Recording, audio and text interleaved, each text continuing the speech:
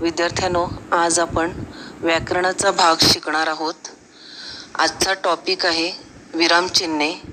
त्याला इंग्लिशमध्ये पंक्च्युएशन असे म्हणतात. आपण जेव्हा बोलतो तेव्हा मधून थांबावेच लागते.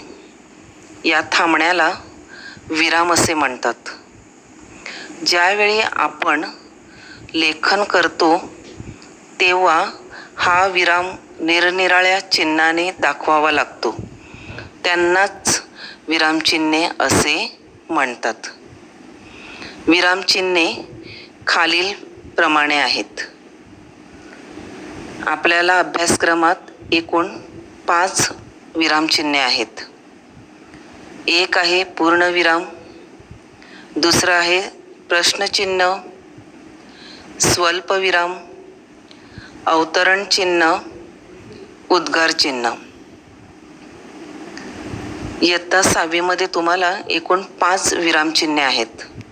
तर सर्वप्रथम आपण पूर्णविराम म्हणजे काय ते पाहूया. पूर्णविराम वाक्य पूर्ण झाले हे दाखविण्यासाठी पूर्णविराम हे चिन्ह वापरले जाते. उदाहरणार्थ, मी दररोज शाळेत जाते, पूर्णविराम.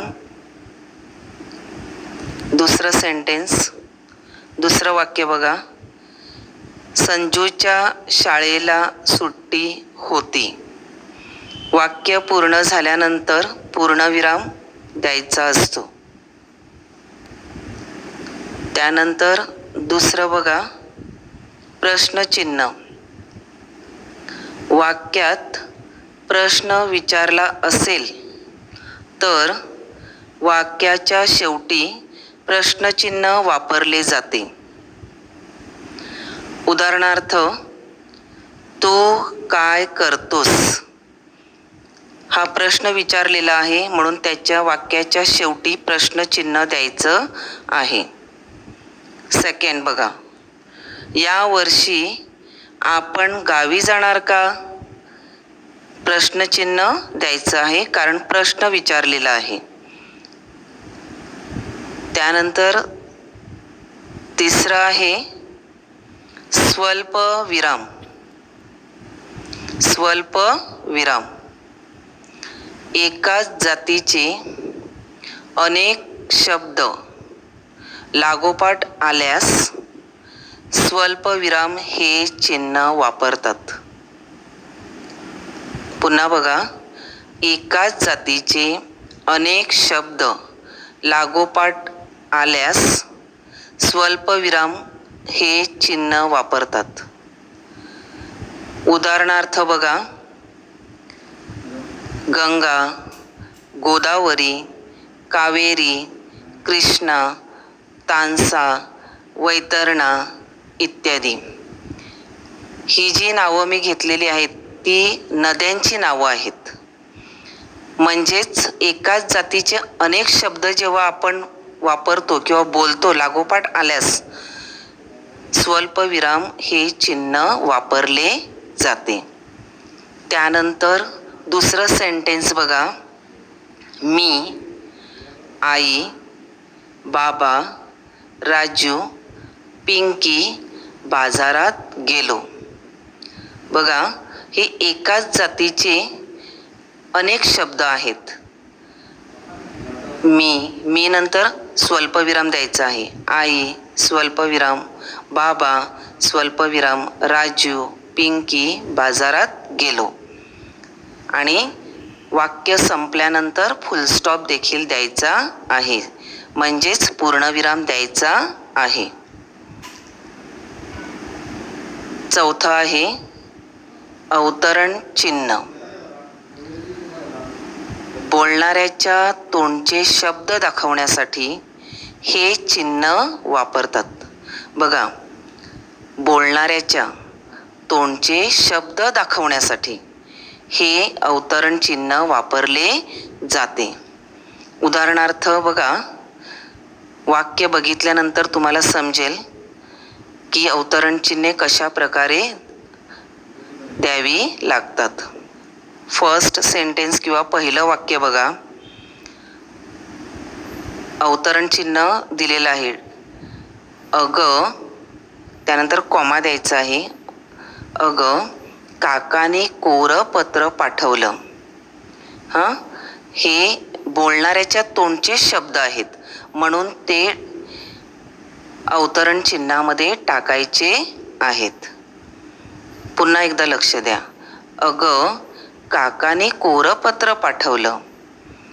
हे बोलणाऱ्याच्या तोंडचे शब्द असल्यामुळे त्याला अवतरण चिन्ह किंवा अवतरण चिन्हे द्यावी लागतात. त्यानंतर सेकंड वाक्य बघा. अरे हळू, अरे हळू, सामान सांडेल त्यातलं.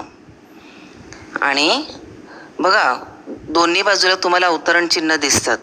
हे बोलणाऱ्याच्या तोंडचे शब्द असल्यामुळे ते आपण अवतरण चिन्हामध्ये टाकायचे आहेत किंवा त्याला अवतरण चिन्ह वापरायचं आहे. आणि सेंटेन्स किंवा वाक्य पूर्ण झाल्यानंतर तिथे तुम्हाला फुलस्टॉप सुद्धा द्यायचा आहे किंवा पूर्णविराम द्यायचा आहे. त्यानंतर 5वं विरामचिन्ह आपण बघणार आहोत, उद्गार चिन्ह. उद्गार चिन्ह बघा, मनातील भावना. भावना म्हणजे आपल्या मनातील बघा, राग, द्वेष, आनंद, दुःख, आश्चर्य या सगळ्या गोष्टी व्यक्त करण्यासाठी हे उद्गार चिन्ह वापरतात. पुन्हा डेफिनेशन बघा. उद्गार चिन्ह कधी वापरले जाते? आपल्या मनातील भावना, राग, द्वेष, आश्चर्य, आनंद, दुःख या गोष्टी व्यक्त करणाऱ्या शब्दाच्या शेवटी, या गोष्टी व्यक्त करणाऱ्या शब्दाच्या शेवटी उद्गार चिन्ह वापरतात. उदाहरणार्थ बघा, तुम्ही वाक्य पाहिल्यानंतर तुम्हाला कळेल की उद्गार चिन्ह नेमकं कशा प्रकारे द्यायचं असते. किती गुणी मुलगी आहेस तू. आणि वाक्य संपल्यानंतर तिथे उद्गार चिन्ह दिलेलं आहे. त्यानंतर सेकंड सेंटेन्स बघा. दुसरं वाक्य बघा. अहो, हा चुकीचा नंबर लागला आहे. आणि वाक्याच्या शेवटी काय द्यायचं आहे? उद्गार चिन्ह द्यायचं आहे. तर ही विरामचिन्हे किंवा पंक्च्युएशन, एकूण 5 विरामचिन्हे आपल्या अभ्यासक्रमात आहेत. ती तुम्हाला समजलेली असतील. थँक्यू.